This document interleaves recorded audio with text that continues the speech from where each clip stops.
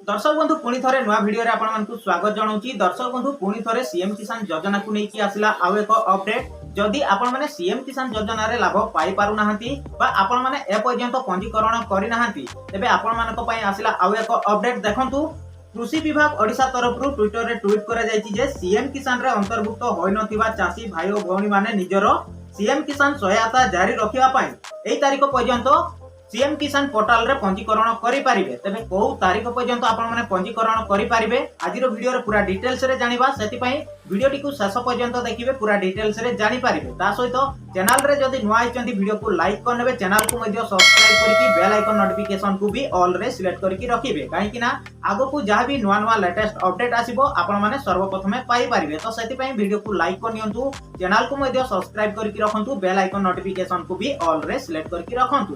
तेबे दर्शक बंधु जदि आपण माने सीएम किसान रे लाभ पाई पारु नाहंती बा आपण माने पंजीकरण करि नाहंती तेबे को तारीख पर्यंत पंजीकरण करि पारिबे। देखंतु सीएम किसान रे अंतर्भुक्त होय नथिबा चासी भाई और भौणी माने निजर सीएम किसान सहायता जारी रखिया पई तारीख 7 तारीख 9 मार्च 2025 तारीख पूर्व विभाग द्वारा प्रदत्त परामर्श मुहूर्त को अनुसरण करी सीएम किसान पोर्टाल cmkisan.odisha.gov.in रे पंजीकरण कराई नियंतु। जदि आपण माने ए पर्यंत पंजीकरण करि नाहंती तेबे एई तारीख पर्यंत आपण माने पंजीकरण करि पारिबे। आशा करूची आजिर जो अपडेट टी आपण मानक पई बहुत हेल्पफुल हेतबो। जदि वीडियोटी भलो लागिथाय वीडियो को लाइक कर नियंतु, चैनल को मध्ये सब्सक्राइब करिकि बेल आइकन घंटी को सिलेक्ट करिकि रखंतु। आ ए वीडियोटी को आपनको सांग साथी भाई भौणी समस्तक पाखकु शेयर करंतु, काहे कि ना से माने भी सठिक समय रे सठिक इन्फॉर्मेशन पाई पारिबे। तो दर्शक बंधु एतिकरे विदाय दियंतु, रहुची पुणी देखा हबो नेक्स्ट वीडियो रे।